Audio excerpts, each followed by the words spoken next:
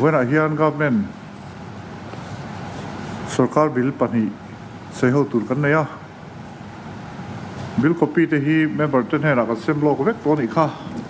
the Mizoram local bodies Ombudsman bill 2025 hi a bill nei tu pu K Sapdanga minister zone takin house introduce phalna on deal sela ilo samang o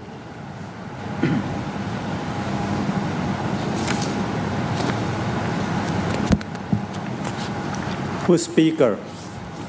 iphal na le he house zone takrem ti na in the Mizoram local bodies Ombudsman bill 2025 chu he house soihova pomtura introduce handile ole bill nei tu minister zo takin house introduce on deal ta a kan phal sakem de kan phal sak chuan tu introduce sela seho turin ron bu phal sela lo soma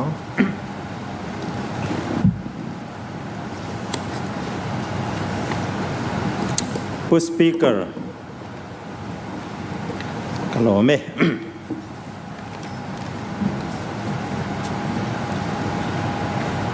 Ombudsman hi local administration chevela corruption do na man rotang kai tak ania a ngenga omten kan tuipui te reng nen Mizoram in kumsom palilai kan lo mel khiat nu hian le Ombudsman po palilai appointment pe kan ni to nuwa ten apangana pek mek appointment pek mek ani lai hian mizo zinga hre om takangai hre lo kan la tam viau maya voin hi soifia le soilar na hun rem chang din kangaya abul deu atanga an soilo lo tha in karing ane Ombudsman chu hre tangin Swedish strong ania citizens defender tinani ome Swedish House sang khat zariat pakwa kumsang ni som parukal ta khan anlo nei dai towa India rama chon Ombudsman tuam tu bill lokpal bill tia kan merchit tran kum chu sang khazakwa somkwa pariat vel khania central level a chuan prime minister po bang lova corruption chui theina bill ania wangin naw hram chan achanga veisung po re nangyang mai India rama chuan independent officials ti tein rilfiania achiang viau ome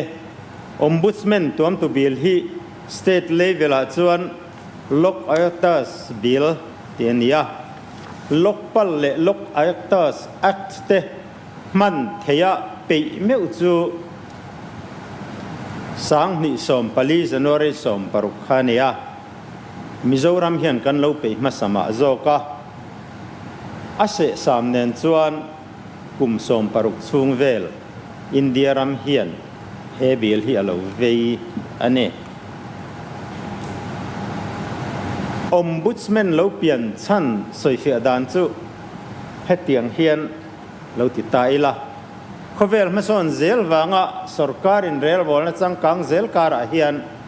ei ruk na le hlem hlen na alon zep tel ve zela digna du mi puiten an lung oilo na tele thil diglo ni an fiat te khen nan kod le Sawrkar ro ren la inten pan thina ma se lo kod le Sawrkar khal phung hi chu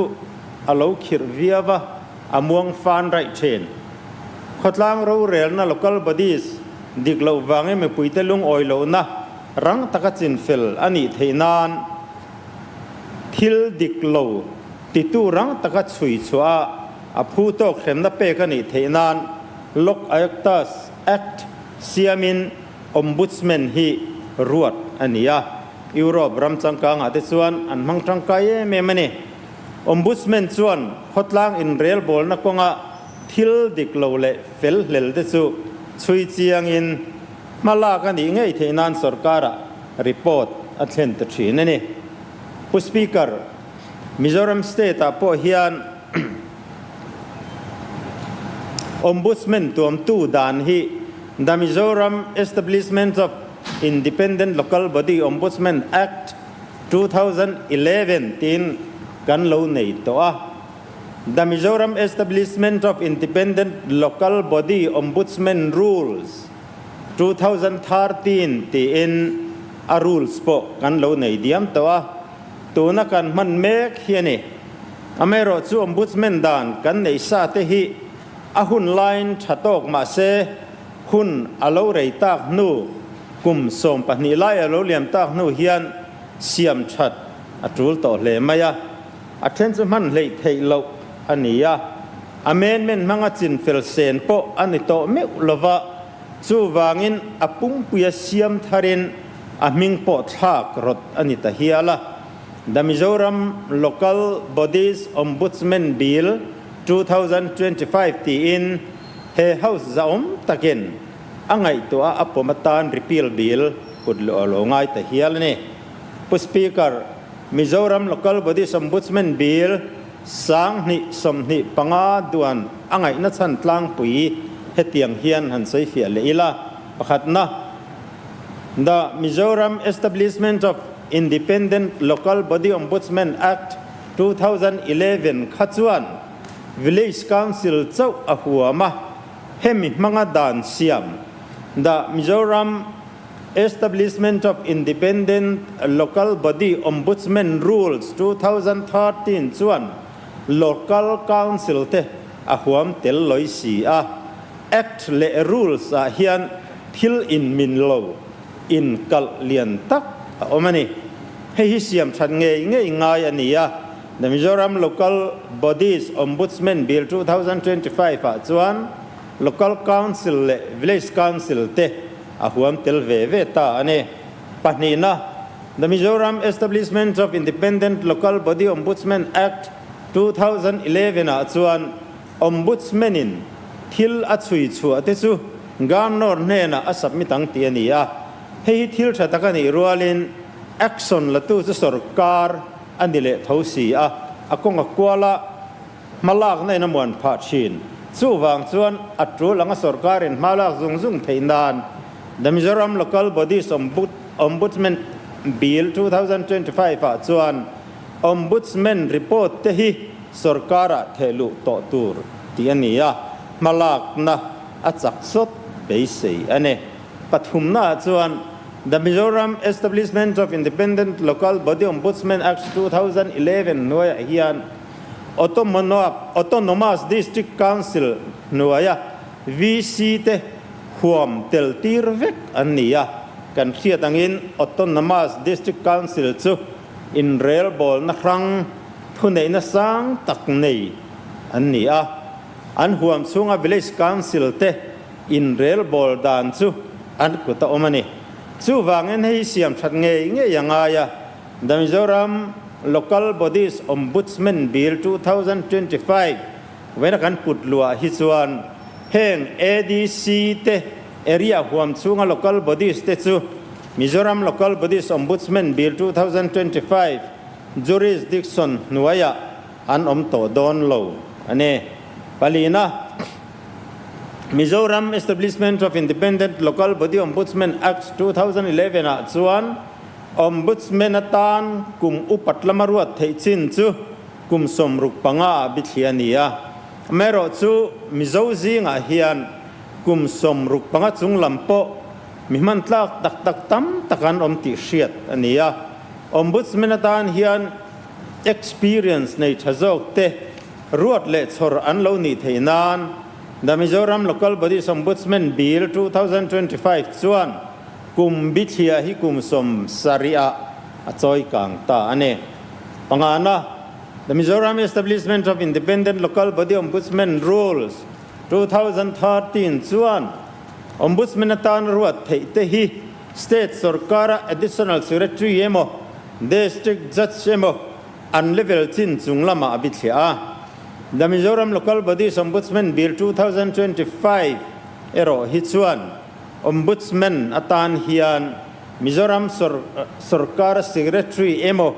atluk pui emo chin chunglam ruat thei turin asiam tha ane parukna the Mizoram Establishment of Independent Local Body Ombudsman Act 2011 a chuan dan man tran hun tarlan anilova the Mizoram Local Bodies Ombudsman Bill 2025 a chuan official gazette chua ruala man tran turti alo nita ane po speaker Mizoram me puiten Sawrkar laka emo thunei tu te laka emo lung oilo na an nein olsam taka an zual kova an lung oilo na tarang takat chin felsak an ni theina turen chutiang ata na kan dan lo nei sa fam kim tok lo tak te chu tun hunata na me puiten an mang tang kai zo le an olsam thei dan ber turen dan omsa te larin thei lai zong zong te ring chun zoma siam that ngai lai piang te siam thain he the Mizoram Local Bodies Ombudsman Bill 2025 he house zaom tak hian angai to a apom puyatan karon pulut ani kalome le minister zon tak na bil chung chang Sawitute sein ambil put bu chante min sil to a tuna kan se howanga member pakhat in minute engza nge kanin pek ang minute na tokem minute som tu nge yang minute na mo le member pakhat in minute na zel sei kan tuma minute lia warning bell ran tikatum don ya le tunge han sei masang le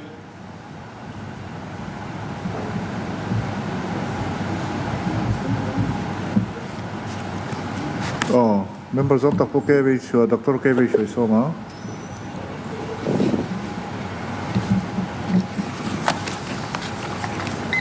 Speaker kalome. Bueno, hey, the Local Bodies Ombudsman Bill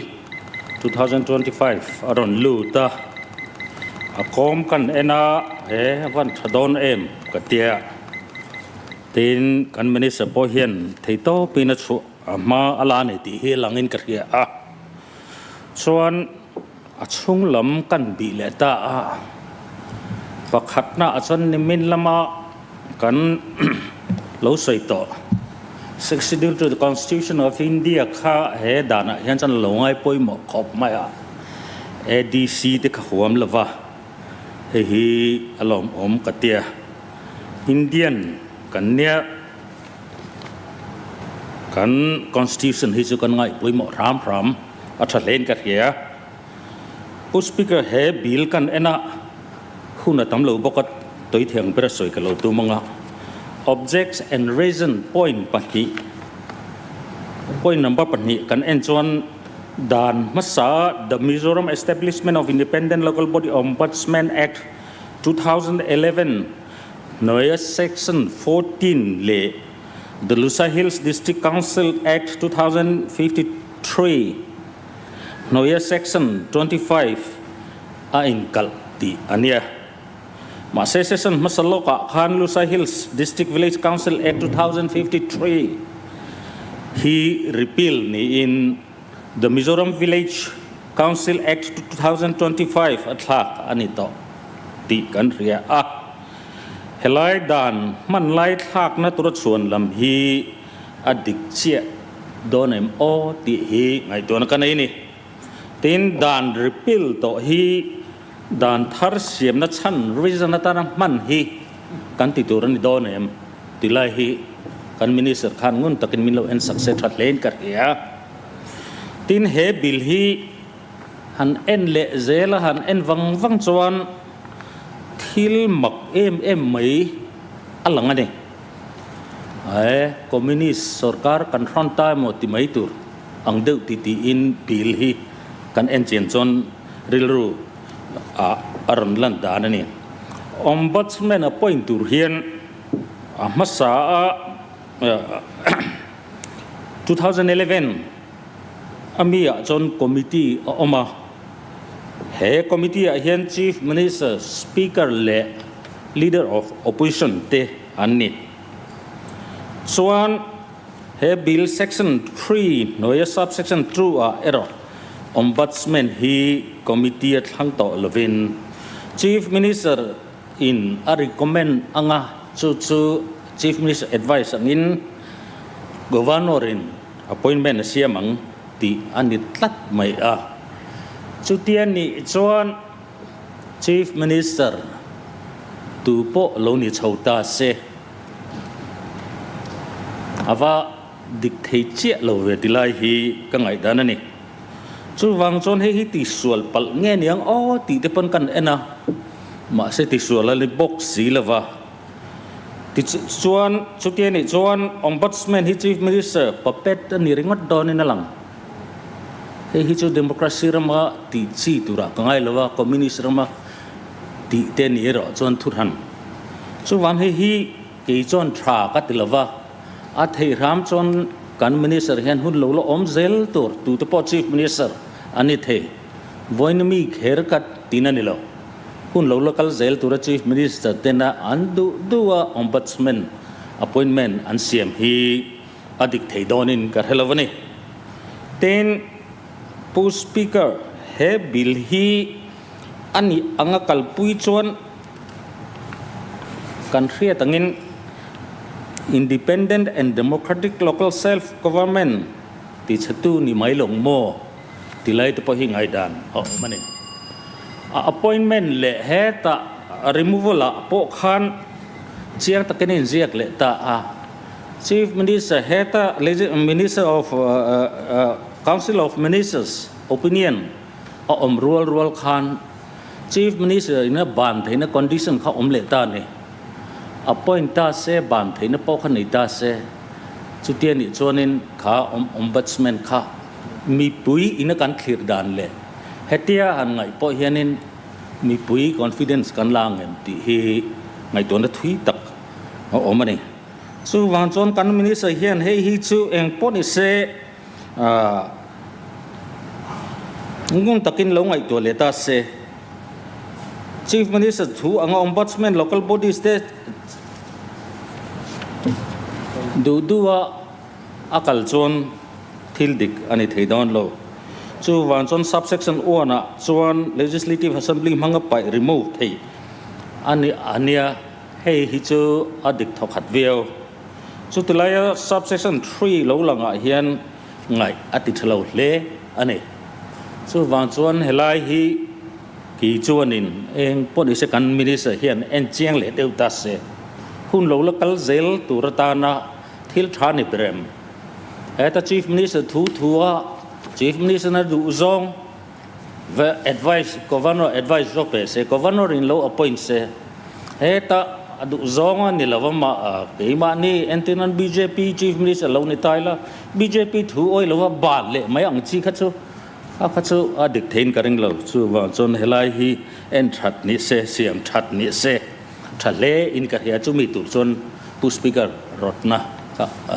karon siam bokani ka lo me le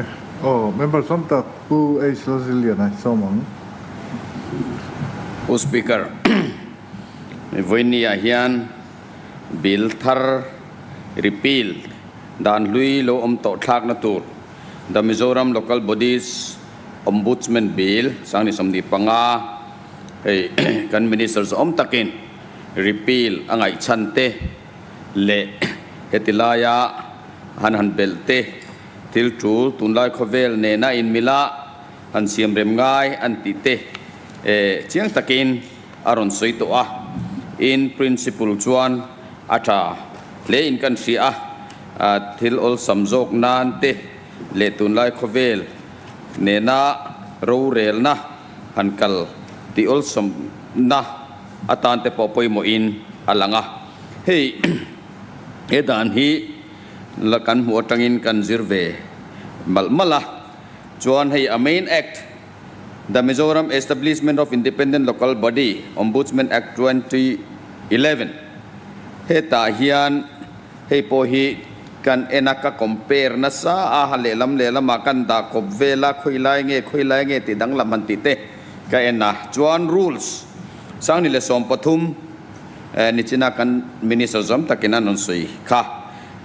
Gazette notification of the rules, the Mizoram establishment of independent local body, Ombudsman rules, sang ni le som pathum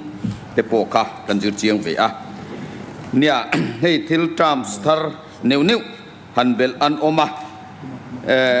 retirement age 70 years hanti te tin definition a hian ama ngai lo government incapacity misbehavior ti te hi an omboka chuan ta investigate ti vel chapter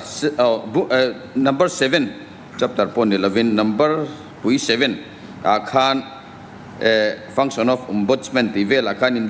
investigate ti kha enquire ti in an thak boka chuan tuna kan members om tak ina aron soi hetilaya committee formation chungchang a hian a main act a hian chiang takin 3-2 hianin rasoya chuta soichu kan chair chu kanga pu speaker phalna in the ombudsman shall be a single member body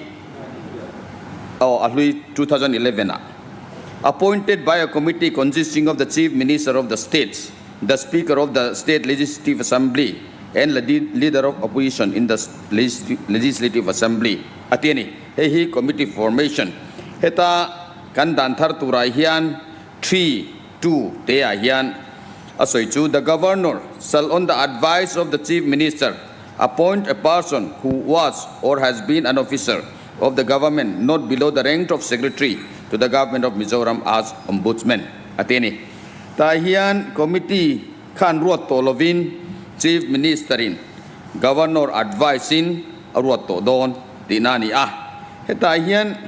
til thabera ni engemo a chief minister ruat tur bertan pohen engemo til fel lo le lo lo ta se ama khabur bun turani dona til thabera ni engemo ti te ka ngai to ani ruat tu tur ven thona lampang zok awangin chu wangin kan dan luyami hi athaviu lo monile ti te chu riruan oma engpo ni sela hetil hi ngai tuana hanti koi thei thil te po ani en country tin kan main act hian governor hi ada puimo khopa governor he ta appoint sompali sompanga chokve la ka chuan he mi ombudsman ina an report po hi governor ne na submit turani ti te a omnuala ni he tilai kan dan tharai chun governor ning hi voithum chi alanga chu pakhatna chuan governor chief minister advising committee appointang tile he tilaya a remove theyang governor advising tile khulai nge ni pakhat kha alanga munthum chi helai tha dan thara hen governor minghi aron langtani chuan he tilaya thil pakhat kan minister zom takin ron clarify sela ti kan du chu number 13 point number 13 akhan initiation of prosecution ti akhan inquiry te anti zo ombudsman chuan prima facie case public servant ka criminal offense amo khatianga complaint and findings ka at engemo alo omani chuan khami a recommendation le khang thilaka it shall be taken ole chairman ka zo trepe a last point ani khami report aka that shall be taken by the competent authority in accordance with the law in force khemi competent authority atihi tungeni he asoi theyem tilaya kha nakina min clarify thei chuan kan zot ngal ani da tra bil hi pastor point kan thope kalome ole tunge soilang tuna soiturin pu Lalsawivunga kan minister lo somang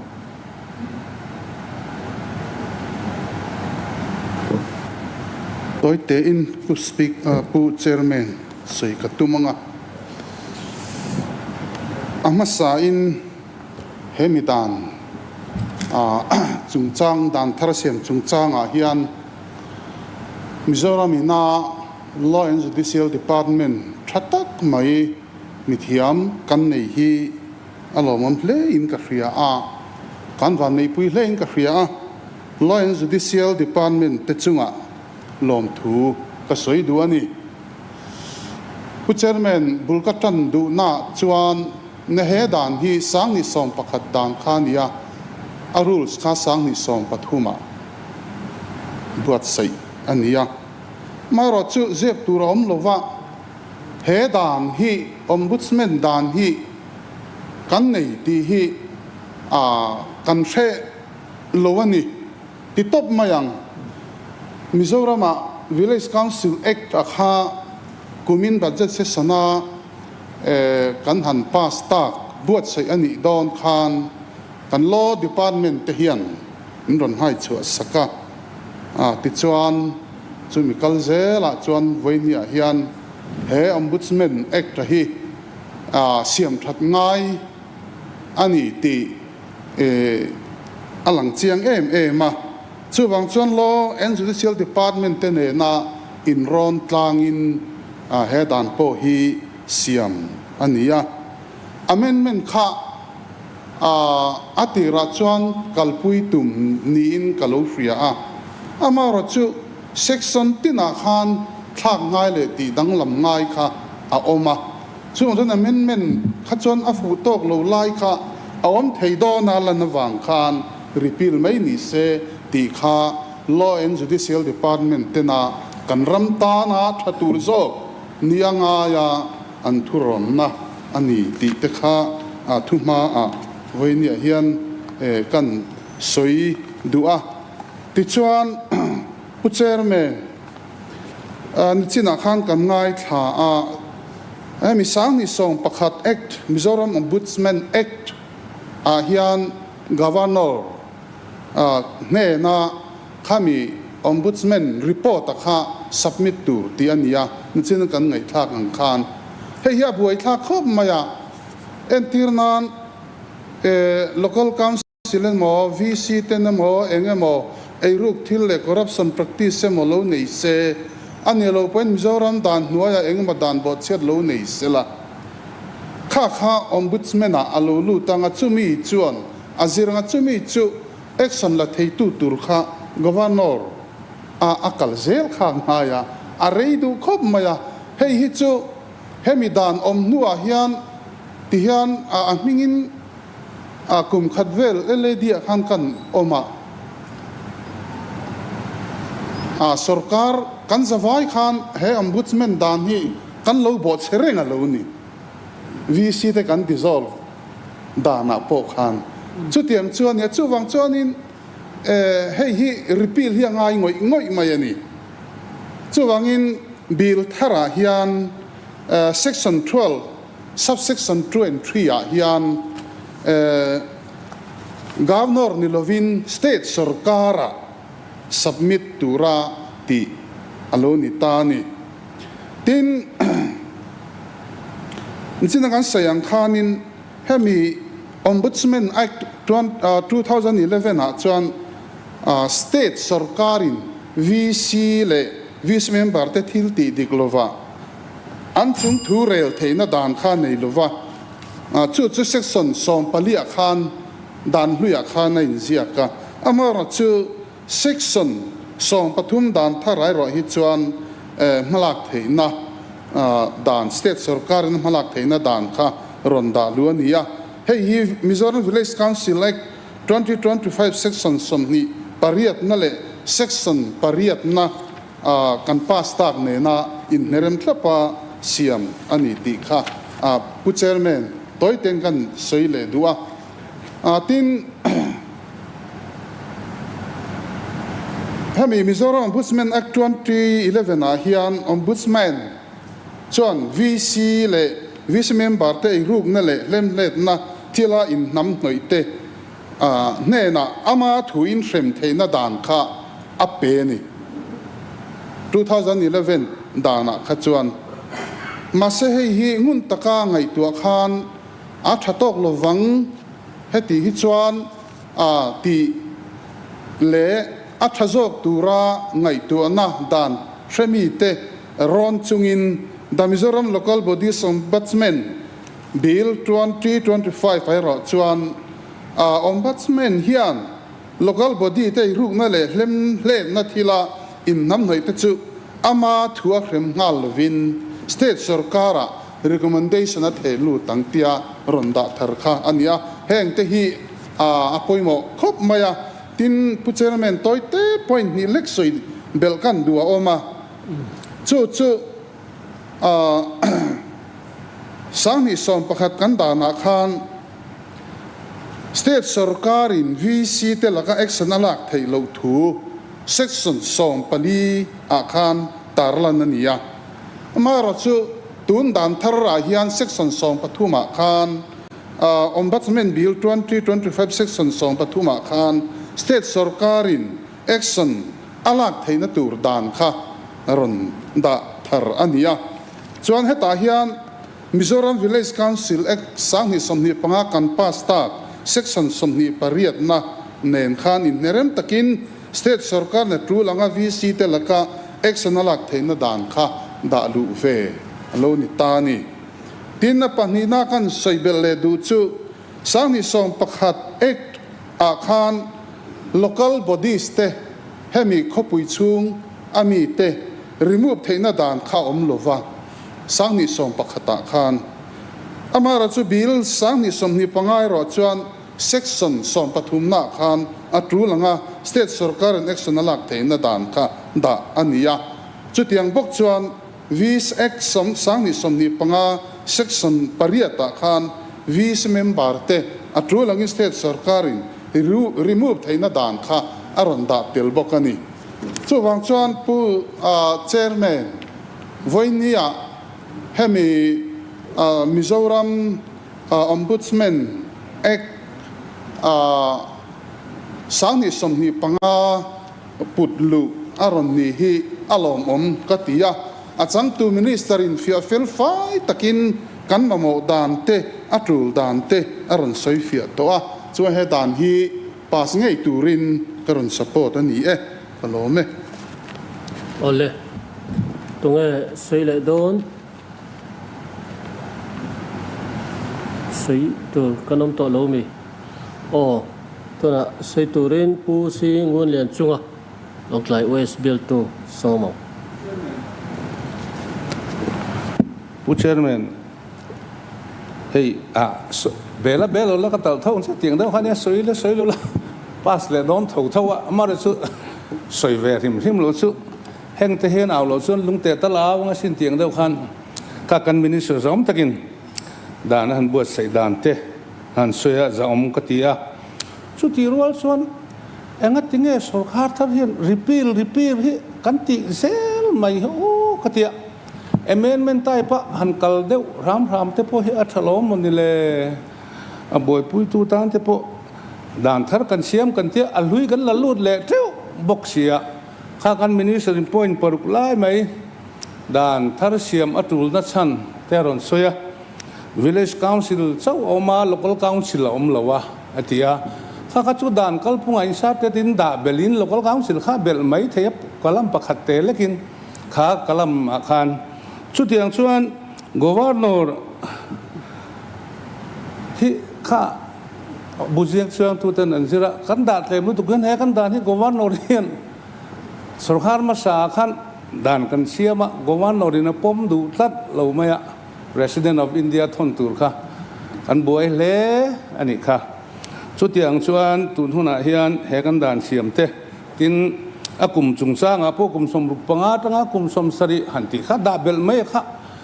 haramum ne amendment type in he india dan puipo voitam tak ane me anlo amen to wa tun sarkar thara hian dan kan hanti re hian dan thar alui repeal kha revenue land revenue bill po budget session la chun repeal le tur niom takin malak me te po ani alom rualinข้ากันรู้ด่านในโตเตหันไปยาด่านทระกันสรขาลายกันเสียมหันทีเดียวนิยมตักอังกัลฮิอดิกเบรมโอที่ฮิข้างไอตัวน่าออกมา เฮรำรูกันแล้วนะเฮียนทีน additional secretary หันทักแต่พวกหามันนี่เลย additional secretary ที่นั่งหา secretary ที่ขันทักไม่ละที่ละหาอันนี้เป็นอลังเช่นกันเท่าว่าทีนด่านมันจันหุ่นอมเหล่าที่ข้าเรานี่เป็นด่านชวน publish ก็จะ publish อันนี้อัตงมันจันหาลันยังที่เห็นเดี๋ยวร่างปุยข้างเตโปเราอมโลนี่เป็นหันดาเบลไม่อะค่ะหามินอลังละว่าทีนกัลพุงตัวระด่านลุยด่านมาสาขันappointment เสียมสุงสร้างและทุกๆนั่นเสียมาพอ appointment สุงสร้างพอข้างชวนให้ลูกอายุตาเตinfo เงี้ยMPSC เตแห่งหูsecretary เต chairman เตดาโดนิน chief minister เต speaker เต leader of opposition เตเนน่าที่ตายกันนั่นที่แม่งสุขปฐุมอักลสูชีนะคะอาจารย์ออกมาสุรคาร์ดูดานะคะไปอันนี้ช่วงไงเลี้ยมลวินกรียามาชุดที่รัวชวนด่านกลตันพออาจารย์ออกมาตัวนั้นชวน chief minister ฮันตีไฟไม่รู้ตะขะเฮลายกับบุลทูเชียฮาเบลตัวนั้นสวยงามขันคอมมิวนิสต์เดวระวังโมกันด่านะคะวันนั้นกัน chief minister เจ้าฮิก chief minister อะไรนี่โดนหลบว่าวันนั้นกัน chief minister ส่วนป้าสังตะกินปัทิงตะกินหอยหอมตะกินทิลโปอักลปุยเทียมาเอรอจูขัดยังนี่ละวะลำตั้งในร้านข้าเทียอันนี้ใครมีหัวหน้าเวงตู้ระโปข้าปฐุมอันเหล่านี้ส่วนตุนมากันดานมาสาข้าอันเราเฟลลังเริงเฮอินกะเทียจุไลจูวันอาเฮียนกันไงตัวงุนเดียวว่ามาลำกัลเซลตุลเฮดานฮีมิโซรามินะมันตัว investment บีเลยฮีอันนี้อวางินนนเละนี่เสละอันนี้เราพูดเฮลัยวันนับปัสมุดไม่เราเด็กเฮียนอันที่ไง subject committee กันที่มี select committee กูตาเทปโดาหันชัดเด็กเทปฮีปู chairman อัฐเราโมเลที่ข้ากันสวยเวดูนี่ก็เราไหมใส่ดูกันเล่าเมมตัวน่ะ Ombudsman จุงจางใส่ตัวรินผู้ไอ้เกณฑ์จะละเราซ้อมผู้ Chairman ก็รอไหมวันนี้ Local Bodies Ombudsman Bill 2025ชื่อคุณลูกอันนี้เลยตาหล่อมุมครบมายาจังตู้ Minister เตะ impact นั่นเตะอาจจะออกมา Department ลำเตะเห็นที่ท่อบัญชวนนี่ที่ปนเสียตาหล่อมุมครบมายาให้วันนี้เห็นทิลทาร์เหล่าช่วงโดนนินเสียตาหล่อมุมครบมายากันรำ administration นั่นเตะกัน governance เห็นนินทิลทาร์เหล่าช่วงเมกบอกเฮงเตะเหี่ยเหล่าลันนะอันนี้หล่อมุมครบมายาให้กันเมมเบอร์จอมตักเตะเหี่ยนินdemocracy ตัน trade อันนี้งาเต้นวันเตี้ยนี่ผู้ไปชัวเตะกันเมมเบอร์จอมตักเต้นนี่communism ลำท่วงกันโซนเต้นนี่ไม่หลงมอเต้นวันเตี้ยเดี๋ยวนี้เห็นเสียตาเฮ้ยไงด้านเด็กเราเดี๋ยวนี้ก็เสียอาเกย democracy ตุนดินน่าจอกอันนี้โดนอันนี้เหตุที่เลยตีไล่ข้ากันสวยดีว่าที่นี่ปุ่งนั้น repeal ที่เรื่องไม่เตะฮันนเตียดีกันนี่อามารอจูตัวน่าเห็นกันรามินนั่นมาหมอจูstructural reform จอกที่ปนี่ paradigm shift ที่พวกกันที่เฮลที่นี่ล้อมนี่จู่ๆนี่วางอินแห่งที่ด่านที่ทักลกกระจุลจางที่อมทีนะแห่งที่มาสอนนัทาร์เราเนี่ยวันนี้เห็นกัน party กัน policy จู่good governance อันนี้จุมีลำท่วงกันสอนนะอันนี้หล่อมุมครบมายาเฮียนมาสอนนะเราปุยตักราชัวราชตักอารอนเสียมโดนินกันเฮีย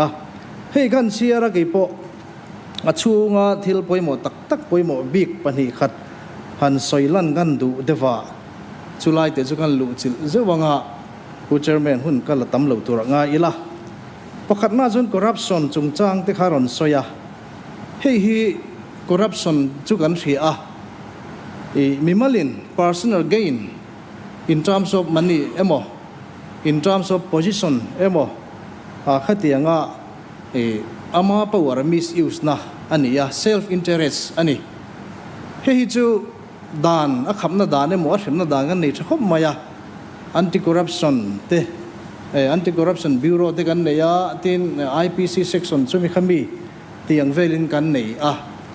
amaro chu voine ombudsman lo piang hi thkhop maya hei heng te po hi aron ti chak don ni na hriata tin hei VC khotlang ro rel tu te emo LC lama te po niang chu AMC LMC anga te po niang chu khati ang chi personal gain mani power man sual na hi tuna hian om lovang ti soi thelova na kin zela po chu kan future po ni theni hei pas lem han siam mai ang chi te po hi tame me ma compensation du na wang ten chunga ti chon hei ombudsman hian in na satakin min pui don ni na hriata tin hei adol lia chon mal administration chungchang te haron soya hei hi chu ama corruption kan tiang mathil serious lutuk nilem lo ania mal administration hian a kentel chu engeni kan ti chuan efficient lo mo VCP lo ni ta se efficient lo ro rel thiam lo kan VCP chu a corrupt lo maro chu a thamol to pani efficient lo ni han ti lai te kha om tam mai ni chu hei thil sual lian pui anga wangai thei ni si lo amaro chu khwale tui tha ten kan torna na satak lo am thin lai kha ania ombudsman hianin hei hi aron te ke ta chat don ta ni chu thatna mania alungin hanin tan ti rup lampo ani chuang lo khami thleng po ni chuang lo amaro chu thil chul tak khwale tui te na har sanna kan to kan VC te zeilo awang te tin lo efficient tok lo awang te le thil dang angai na shelo awang te hianin kan khwale tuiten an tuara mason na hian atuar bokani khatiang chi kha he ombudsman ron te ke don ta nichina ka seng khan corruption te chu a hrimna dana tha atam he ta IPC section anti corruption ti te kan nei nual amaro chu tuna mal administration bi ka hi chuanin khatiang ang dan valek ko rum ang chi hi harsa thil chul lem lo poni amar chu ombudsman lo piang hi khalai kilte kha aron take care don ta hi administration good governance kan ti kha ania hu chairman ni ching kha ministry te khai pe ne ka du am de umai thei ni min lo thiam don ya tina dol le chuanin irregularities ti kha aron jiak le hang te po hi kan mind view maya hi chu a serious vele dewa dan palzu na te ni hi chu dan poi saklo na te ania tin fan lo man sual te po akok tel viang chu tin appointment chungchanga du sak tiklo te kain du sang nang chi te vote rigging ang chi te po niang chu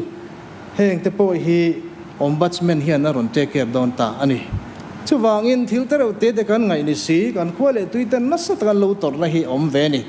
chu wangin hei ombudsman lo piang tur hi chuanin heng zong ate luam lovina ron shoot kual don ta ni aro pui khop maya good governance kan nei chho tur hi alom khop mai tin adole kan soile du chu pu chairman inconvenience ti lai te pokaron soya hei tu party sual ma ni lem lo khwarel chian na wang har san na kan wato ang chi te kong chia te electric supply rei tak kan nei lo ang chi te alo ni ta henga hianin rorel tu ten mon phur vele tlat mai la hi am vele ta an ngai sak lo ani damdoi ingeni khatiang chi damdoi facilities pokal lo nei thalova VC10 allo ngai tha wang te polo ni ve theya zirti tu in dai lo ti mai te poi gan har som na lielu tu gani khole tuiten an tuar ngoi mai ni khanga te khanin ombudsman khan suggestion te va siam don ni rorel tu te VC te ko wanga tiang ha advice an siam sakang hatiang khanin kan khwale tuiten an torna kha ti nep sak dona en tian hei zirti tu zurui deu zurui thra deu te poka nei nia ke pon chu tiang ti te chu heng ombudsman hen ron take care don ta ani chu wangin alomom khop maya chu wan ombudsman hian ta ole pu chairman ka zo trepe good governance transparent government kan ti te aron hring don ani chuwangin pu chairman marka bung khat chang thuma chuanin tihenin ziaka thlale rami aw rol chuan lalpa lamlian chu sialula akong te tingil ro ati hei hi voinia hian he bible chang lo thlendik na tu ni in ka the a alom khop maya lom thu kan soile ni sela chuwang he bill hi atha em maya local bodies ombudsman bill 2025 hi athuk te siam a sak atan te bakan I deuh hialani engponi se he bill hi atha em maya the local bodies ombudsman bill 2025 hi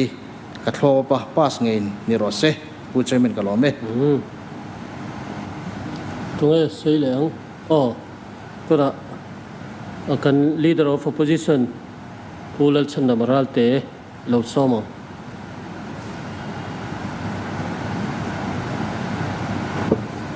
Chairman kan hun ruat pa nga ya hun toy to viau nangin din kan su hun tem te ka pel poi min thiat them kan duwa kan su na chan po kan member senior te pani pon nan soi to ole thu in ang deuh kan han ne chu recess line kan house leader le achang tu minister ten lo Inrawnkhawmna ka du wangin select committee ate handa han innon ngai oma khiat na kan ne wangin zo na le thil tul poimo seidu tam tak adan po hi ka zirve na sa ma ro chu khalam pangkha kan ti tam lo ma yanga ti china si habial tu ina an soi kan handan handuana te po kan film khur thorwalin kumin mars thachowa kan dan han pas thara te khan village council rules thar khak adan thar kan siam towa Lusai Hill district hun lai mi dei te ron ri farwak waka kha claim in khalai kha chu egemo minor error kan da dewa kan zo du lai le lakina khiat chen kan du chu hey department pani khoi ania ombudsman wa tura hian UDNPA ministerin he house hian aron puluta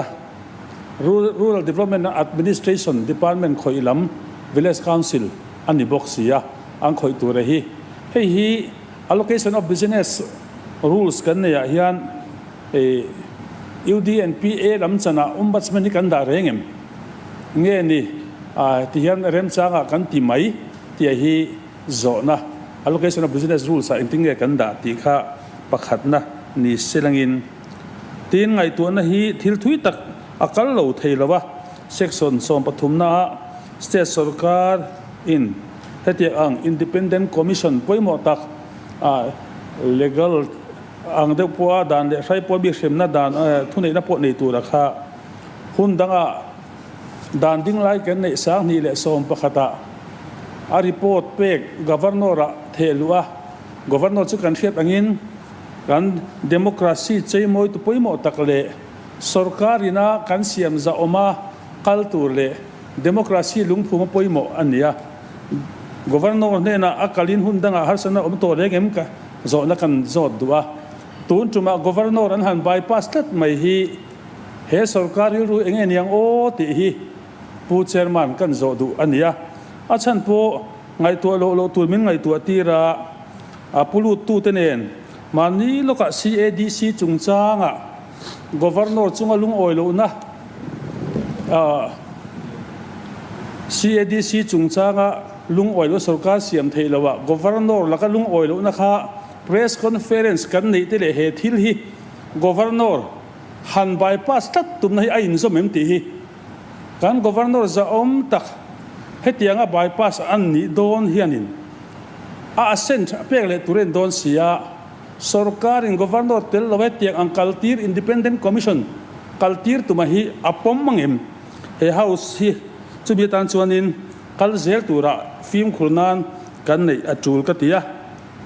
tin chumi ba kha chuan pu chairman ka zo trep isei laklo view na nga dar khat aria kan sei zo tir lo don nge member te kan ro na nge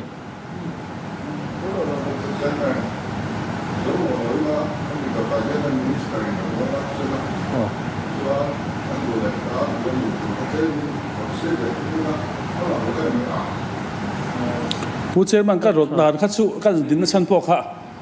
research ด้านการ house leader ที่ request ก็ดูเดลวังอันเนี้ย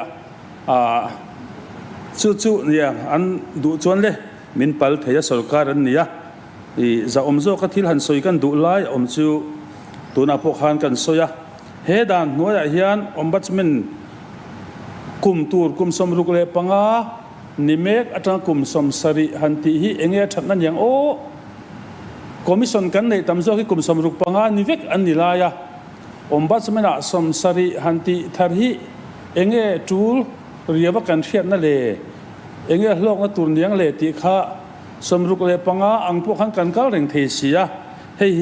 ห้เคลมเตะเองโมคอมมิชชั่นปัญหาตายจนสมสริคล้ายกันในไม่เทียเองโมบีกาจนอัตตำโซให้จนกุมสมรุกปังอาบักอันยังไงหรอวะทิลกัลพุ่งปังไงบักขันเป็นมีติกันโจทอันนี้ปัญหาขัดเจ้ากันในตัวจูนี่การเชียนที่สวยตักอังคารOmbudsman ตัวน่าอมไลน์เมกอัธร์ตูร์ฮีเจ็บนักอมลเวการนิกัลตาขานการ Chief Minister ฮวิน Ombudsman รัวตัวดันดิ้งไลน์มันอังอิน Speaker เล LOP 10 Ombudsman ตัวเตการสวยฮวัดดันอังอินการ Chief Minister ไอ้ห้องมาจุ่มทุ่มโดนคอมมิตี้หุ่นกันมันโลวางอินจุ่มขัด Speaker อาจินโบเกย์จุ่มขัดก็สินโบวางอินกัน Chief Minister เฮียนมิงหาครามกันกิมครามดูอินจุดที่ยังชวนโทรเขาจะชาเลเฮ local body fair ตะกะอมเทนตุรินกันรัวตะกันชัวเอ็งมาทิลชาโลลัมเลอินเฮียลบวยพอมลวินงิลตะกินรวมมันนักกันเสียมากันที่เขาเทียอัปปมปอนวัวมาอัชากันที่โทรเขานะappointment ปอสวกตัวเอ็มก็แค่ละว่าจุดที่ยังตัวนี้ recommendation พวกกันเสียมตัวนี้จุดที่ไลน์วันนี้ให้ Chief Minister ลงเชื่อหันติตุมาฮีให้เห็น democratic principle กันนั่นเองโอ้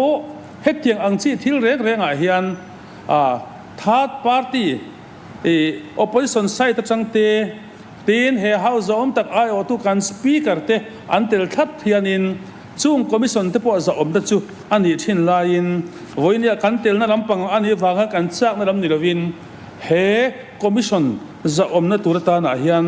จุไงตัวนนอัชาเอ็มเงี้ยนี่ให้กัน CM เฮียนอดูทุสามโซกะ Super Chief Minister นี่เจลตุรตาหนาเฮงังตะฮี Chief Minister บ้านจักตักในอดูวังเงี้ยอามาดูเร่งวังนี่ละวะโซรัมมีปุยเชียตาตูเตนโม Chief Minister หมายที่มกตุมวังกัตยานี่ดานดิ้งไล่ปางายะSpeaker เลย LOP เตนเองนะรัวตูร์ตีนดีลายะดานท่าน Chief Minister ฮันโซโลตีร์ตุมฮี Chief Minister ตันทั้งเราว่ามันยังตีฮีก็โจนันยังเฮงตีฮีกัน CM ป่วยนะอังไอตัวนนก็ดัวอัตโตนัตานะชวนพูดเชอร์มันอาบิกตะกิน democracy เฮาส์จะอมตะเก่งตู้กัน Speaker ฮีก็สวยดัวนี่มินะgroup leader ดังเตนเองกัน CM เฮาส์ซัพพอร์ตสวยรถตีอะมวยตอกจินก็สวยมายังอ่ะตุนหายเฮียงกัน speaker อัดชุดเราเล่นบ่กัน speaker ดินมุนิโซยดังละมินอมนึกสนุกกะ speaker จะอมนัตเตเฮ house จะอมนัตเต democracy ลุงภูมิที่เชื่อที่นอมนึกสานี่ GPC ทุเรลเอ็งติกไล่มาคุมสมงัดสวงตัวcabinet ที่น่าอติดังหลังไว้แล้ว GPC ทุเรลเต cabinet ทุเรลดีฟาร์เอามา speaker chairman chief minister พวกอารมตีนะ Parliamentary Affairs Minister เตเด MLA รัวซงparty ดังไอโอพวกกันชัว Chairman ซงอันกิมันนี่ส่งปังอาเวลเมมเบอร์เสตินะชัดตูร์กันเวลเฟร์กันตีเตดีฟาร์อันนี้เตพวกค่ะให้democracy กัลพุ่งเหล่าลุตุกตัวไหนยันอักลเมกะจู่ๆกัน Speaker Chair จะอมนะตีบรบานานี่จู่เราเลี้ยชวนตุนหายเตนิสโอปะโกกาสังหิสมหิปังอาคาร GAD Office Memorandum มันเสียมา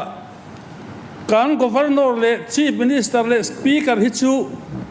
dignitary สารเราพออาคันปาดจะอมากันดา democracy เก่งตัวอันนี้ลายน์การ Speaker เฮาเฮาจะอมตักมินวับตัวข้าอดินมุน protocol ติดเสวกิน OM อันนี้ support ติดเสวกิน Minister นุ่ง Speaker ด้านนี้ Advisor to Chief Minister post pa ngai pon ni political appointment ten hen grade khata kan speaker da ania executive head chief secretary ten hen len khata category khata order siamania democracy pong sualna he house obiti borbanna chu ombudsman huata po he alo thena wangin he thil big hi khongai takin kan house leader le achang tu minister za takta hian ti sual pal le an tum wang intention thil ni lo tur kanghaya lo ngai tu anon ram silangin he la fel lo le mi puyari helna theya hi select committee ati ila dan siam thar hi atul kan ti ni pon itiang u ani lo chuan kan thin lunga po oma zoram mi puimin en tu thin lunga po om nge yang vo india hian he sarkar kal hian democracy principle thil kal poimo hi apal zut palange kan ti sual palte poni theya en non ram thi dan om lo mi ti in pu chairman chu te chu kan soidu ne ro se lame pu chairman khongai takin BJP legislature atop na arei to minute group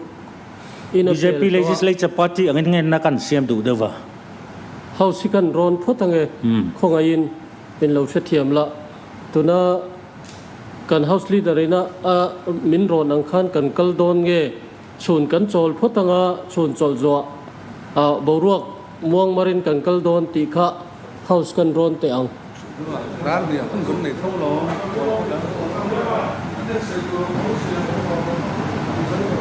pu chairman kan member te changin soidu kan chho zel boxia kan ngai thak ang khanin kaltlang lo mai lang he tuna kan bil soi lai chu chairman hey tuna kan opposition group leader te LOP te pon en soi fek to tuna ke ni tan enroll le chi pon ni to lo ba hey hi kan minister hi khai khom tir to mai la athalo mo ani o chuteri chuan kan house leader in soi tur neim le o ani lo chuan Ngenna kha khongain min ti lo tlin sak theng em le toi te Ngenna chak tu dang an lo pu chairman he dan hi man ani chon Constitution of India noi article 40 a directive principle of the state policy bo chet na ni in country pakhatna panina achon he dan independent and democratic local self government hi atich in kan raboka Chulawa chon directive principle of state policy ina thupui pakhat transparency and accountability hi anoi bok don in country chuwa chon BJP legislature party chon eng poni se select committee Henry Farila kan zahian uluk le zualin en hovilati hi kan Ngenna ni ole tuna chuan pu K Sapdanga kan minister zom takin bilte minway na pa house pass pui tura lo diang hal turin ilo somang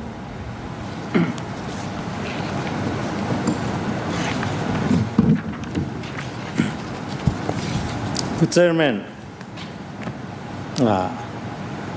lungrol na bill kan khor emokatia sei lo tak bila achang ta alo mom hle maya kan member te mun rang atangin ngun takalo chiar in an lo active le maya thuron thatak tak kan donga hey ading non te tiam lo chuan paruk lain ngai dan kan soya lo mom hle in ka ria tin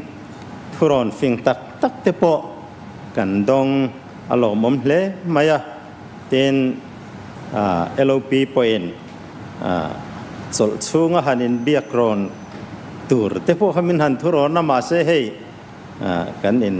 be pha kan in thuron pha chuwangin chol kher angai lo ve tiani chu ti chuan kan han soilan then khat kha in do ta han chan tur om chia lova angai kha kan soi non nasa alang sar deu te kha han soi zok ta ela chome appointment siam tu chungchanga khan bila chuan Chief Minister Thuron angin garnorin sia mangti aninge imaya amai ro chu rules siam turalania Chief Minister in Thuron asiam ma in tun ma kan lo ti dan thin angin hung bom asiam theidon ti tepo alaleng veka chu kina rules a ron tarlan anianga chumi ang chuanin ron kal tepo tum ta ila kan thu don te kha thuron thatak kan thuron don ang tak khanin a reality a chon kan kal theyang ti be seila thao me ten a removal chung changa po chu tiang tho chu nita sela chuanin kan member zom takte thuron kha an thuron ang taka kalpui thei he bil ti dang lam chuang kherloven a rules lama ero chuanin kan member te rotna kha ronti puitlin tumnita sela tha ange ti chuan khoyamwa han refer kwal ngai kherloin vaina hianin lungrual Speaker, point of clarification không ai in ka beise heni kha minister zom tak khan rules achwa huna kha chu cheng mai don nia tia act kalin rules asem thilo chu wangin ai in kal don chong leinem pu chairman ai in kal how lowang ai in support ton jok don ani e ten adang le chuan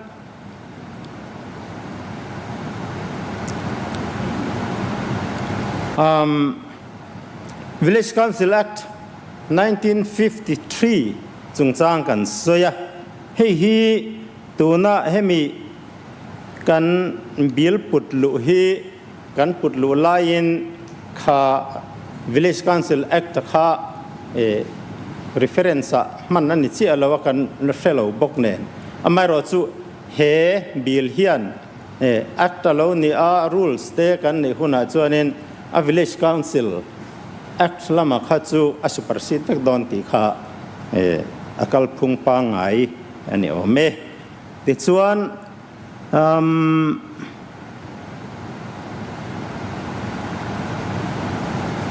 ne repeal ti lai vel kan senior tenan han soi kha aza hle maya amai ro chu he rules he bil kan han buat sai lai hianin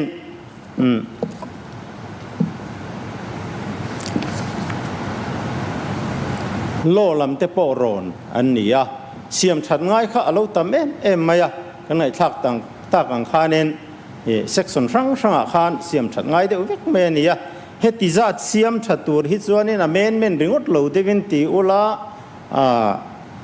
repeal ni ta sela akal punga dikzo ka ngeti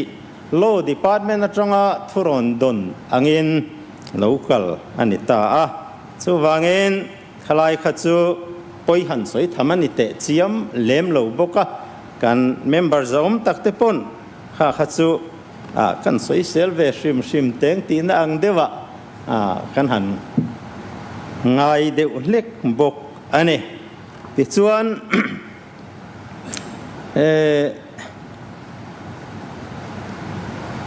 UD and PL Rural Development and Administration atu zok chan nge ni ti kha zonan deva hei tuna Mizoram kan din mun hi han chut ta ila han en ta ila azad ve ayatam hi local body te hi rural area nilovin urban area an totlat maya chu wangin urban development ina ateka phi adik zokani ti ngai dana oma allocation of business khan zi alan aloni box si lova chu wangin achang tamjok te hian kengtlang sela adik zokange ti ngai dan wanga hetianga Urban Development and Poverty Alleviation Department ina aron ken tlan tak hi ane ti chuan zo na tlang pui chu ka soi kim thokhatin ka sia kan leader of opposition kha a bil pon lam dewa khanin an ang fiam deu luaya alom khop maya nie ini hi democracy vong het tu tur vong tlap tu tur te kan nia ten assembly kal phung te po ni bo chiat na emo nam nul na emo atam ta ni anga soi hi om zewa hei member ang hi chuanin kum khat le chan ve mo kan tel ve ani chawa amero chu kan soi ho thin angin kan profession te chanchin bulam te lo nia chu wangin kum som thum chuang lai chu member sa om takte sevel thir hian chung sang atangin kan lo en tai matakin kan lo en ve thina chunga makti deu te chu kan nei ve fo mai atun na ya hian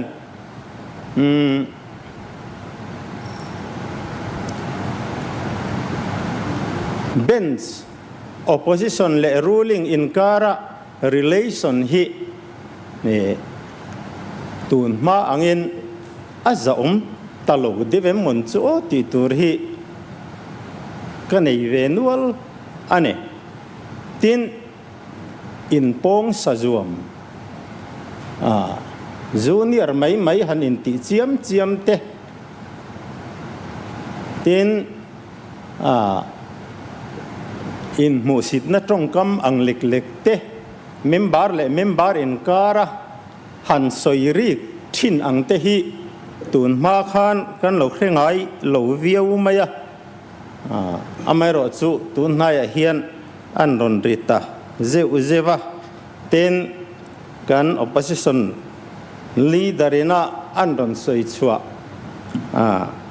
ngeni general purpose committee ina an han rel to ruling party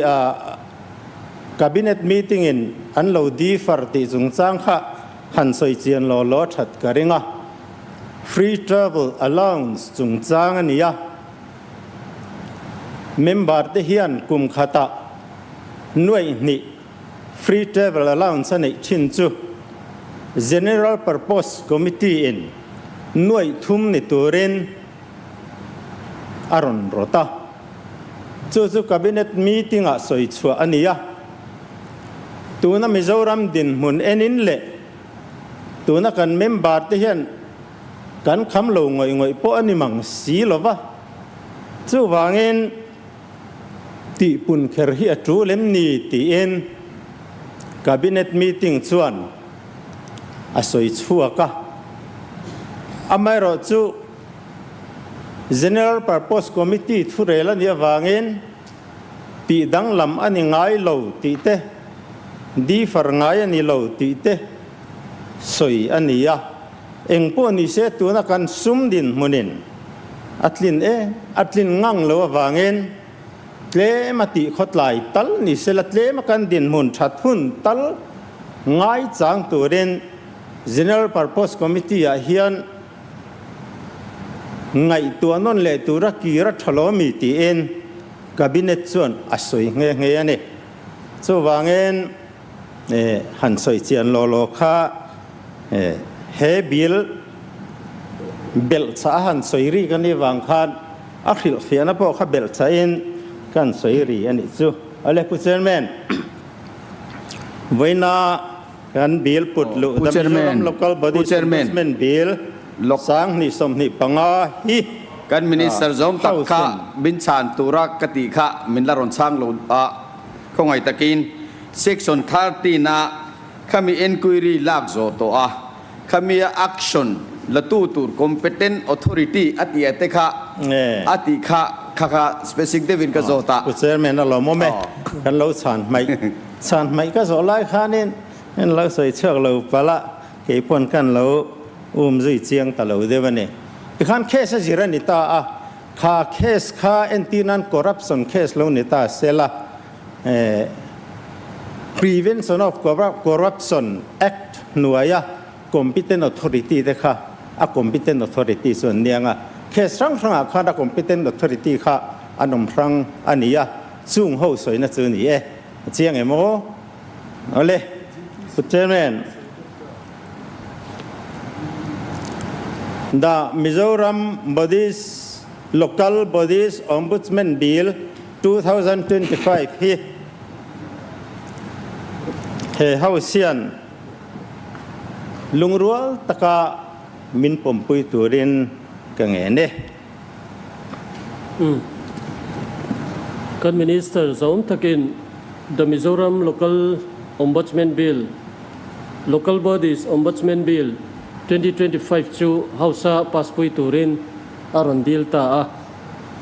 tuna hian kan buk mayanga pas remti apiangin remti ti ula remti lo kan om chuan remti lo ti ula